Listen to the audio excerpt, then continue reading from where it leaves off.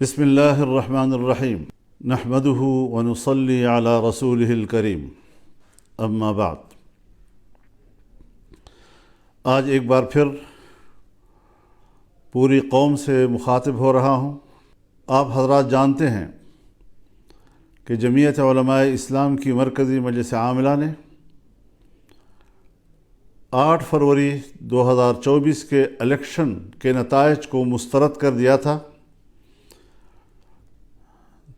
2018 کے الیکشن میں جو عوام کی حق رائے دہی پہ ڈاکہ ڈالا گیا تھا، 2024 میں ایک بار پھر عوام کی حق رائے دہی پر شبخون مارا گیا ہے۔ ہم نے فیصلہ کیا تھا کہ ہم اس الیکشن کے نتائج کو تسلیم نہیں کریں گے اور ان کے نتائج کو مسترد کرتے ہیں۔ یہ عوام کی نمائندہ کم اور اسٹیبلشمنٹ کی نمائندہ زیادہ ہے۔ ہمیں عوام کی طرف جانا ہوگا، عوام کو اعتماد میں لینا ہوگا تاکہ وہ اپنے ووٹ کے حق کے لیے متحد ہو سکے، ان کی صفوں میں وحدت آ سکے اور وہ اس قابل ہو سکے کہ وہ اپنے ووٹ کو تحفظ دے سکیں اور اپنے حق رائے دہی اس کو محفوظ کر سکے۔ یہ ایک واضح موقف ہے ہمارا اور اس موقف کی طرف ہم نے آگے بڑھنے کا فیصلہ کیا ہے۔ چنانچہ انشاءاللہ العزیز اللہ تعالیٰ کی فضل اور اس کی تائید کے ساتھ ہم 25 اپریل کو بلوچستان سے اس تحریک کا آغاز کریں گے اور ان اجتماعات کو ہم عوامی اسمبلی کا نام دیں گے۔ 25 اپریل کو بلوچستان میں پشین کے مقام پر بہت بڑا جلسہ کیا جائے گا جس میں بلوچستان کے عوام شریک ہوں گے۔ اسی طریقے سے 2 مئی کو کراچی میں بہت بڑا عوامی اسمبلی کا انعقاد ہوگا اور سندھ کے عوام اس میں شریک ہوں گے۔ ہماری تیسری عوامی اسمبلی پشاور میں ہوگی اور 9 مئی کو اس کا انعقاد ہوگا جس میں صوبہ خیبر پختونخوا کے تمام لوگوں کو دعوت دی جائے گی اور اس عوامی اسمبلی میں وہ شرکت کریں گے۔ اس کے بعد ہم لاہور کے لیے تاریخ کا تعین کریں گے جہاں پر پورے ملک کو اس میں شمولیت کی اور شرکت کی دعوت دی جائے گی اور ایک بہت بڑا ایک عوامی سیلاب وہ اپنی اسمبلی کا انعقاد کرے گا۔ ہم اس حوالے سے دوسری سیاسی جماعتوں سے بھی رابطہ کر رہے ہیں تاکہ عوام کی ایک متفقہ اور متحدہ صف وہ اس کو زندہ کیا جا سکے، اس کو منظم کیا جا سکے۔ تو اس حوالے سے ہم اس شیڈول کا اعلان کر رہے ہیں اور انشاءاللہ ہمارے کارکن، ہماری تنظیمیں، ہر صوبے کی اور ماتحت تنظیمیں ان کو کامیاب بنانے کے لیے فوراً حرکت میں آئیں گی۔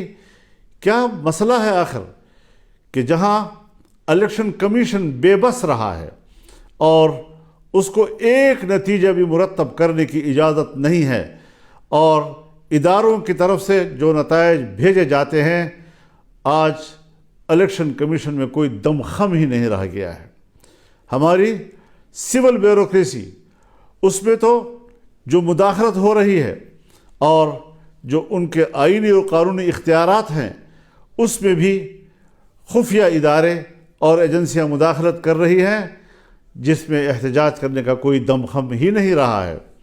پہلی مرتبہ آج ہائی کورٹ کے ججز نے یہ آواز بلند کی ہے کہ ہمارے معاملات میں بھی مداخلت کی جا رہی ہے، ہمیں دھونس اور دھمکیوں سے ڈرایا جا رہا ہے اور اس پریشر میں ہم لوگوں کو انصاف نہیں دے سکتے۔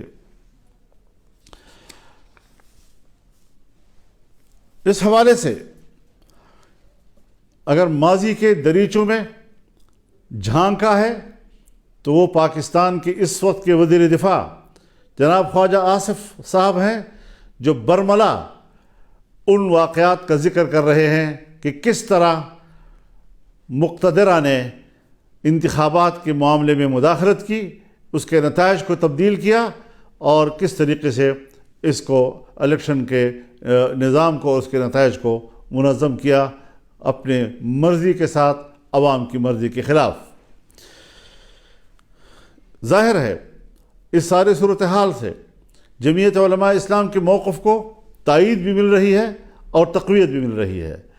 ہمارا موقف صحیح ہے، ہم نے صحیح آواز بلند کی ہے، اور انشاءاللہ اس کو ہم آگے بڑھائیں گے۔ میں ایک دوسرا اعلان بھی اپنی مرکزی مجلس عاملہ کے اراکین کے مشاورت کے ساتھ، اکثر دوستوں نے ہمیں یہی مشورہ دیا ہے کہ جو ضمنی الیکشن کا شیڈول آیا ہے، اس ضمنی الیکشن کا بائیکاٹ کیا جائے گا۔ جمعیت علماء اسلام کا کوئی رکن ضمنی الیکشن میں حصہ نہیں لے گا، اور اس حوالے سے یہ بات واضح رہے کہ ہم ضمنی الیکشن چونکہ اسی الیکشن کا تسلسل ہے، اور ہمیں پچھلے نتائج پر اعتماد نہیں، ہم کس طرح سے ضمنی حلقوں میں کوئی انصاف کی توقع رکھ سکتے ہیں؟ ہم پھر ایک بار مقتدرہ کا کھیل کا نشانہ بنیں گے، اور اس طریقے سے عوام کی حق رائے دہی کے ساتھ کھلواڑ کیا جائے گا۔ یہ بات کسی قدر ہمیں قابل قبول نہیں۔ انشاءاللہ العزیز رمضان المبارک کے بعد تحریک چلے گی، فیصلے اب ایوان میں نہیں میدان میں ہوں گے۔ اب مقتدرہ کی اسمبلی نہیں چلے گی، عوامی اسمبلی چلے گی، اور اس حوالے سے بھرپور عوامی جدوجہد کا آغاز کیا جائے گا۔ ہم اللہ سے مدد کی درخواست کرتے ہیں، دعا کرتے ہیں کہ اللہ تعالی ہمیں اس مقصد میں کامیابیاں عطا کریں، اور پاکستان کو ایک پرامن اور ایک اسلامی فلاحی ریاست کی صورت میں ہمیں دکھائے۔ میں اس بات کی وضاحت کر دینا چاہتا ہوں کہ ہماری جدوجہد وہ پرامن ہوگی، آئین اور قانون کے دائرے میں ہوگی، اور کسی قسم کا تشدد کا عنصر ہماری تحریک میں نہیں ہوگا۔ عوام کو حق پہنچتا ہے کہ وہ ملک میں احتجاج کریں اور اپنی رائے سے دنیا کو آگاہ کریں۔ آج عالمی دنیا بھی ہمارے الیکشن پر سوالات اٹھا رہی ہے، ہمارے انتخابات پر وہ اعتماد کا اظہار نہیں کر رہے، کوئی ہچکچا رہے ہیں، کوئی کسی قدر اظہار رائے کر رہے ہیں کہ پاکستان کے اس الیکشن کے نتائج پر اعتماد نہیں کیا جا سکتا۔ اس حوالے سے ہمارا موقف بالکل حقیقت پر مبنی، خود اعتمادی سے بھرپور، اور انشاءاللہ کامیابی کی منزل سے ہمکنار ہونے کے لیے آگے بڑھے گا۔ اللہ تعالی ہمارا حامی و ناصر ہو۔ وآخر دعوانا ان الحمد للہ رب العالمین۔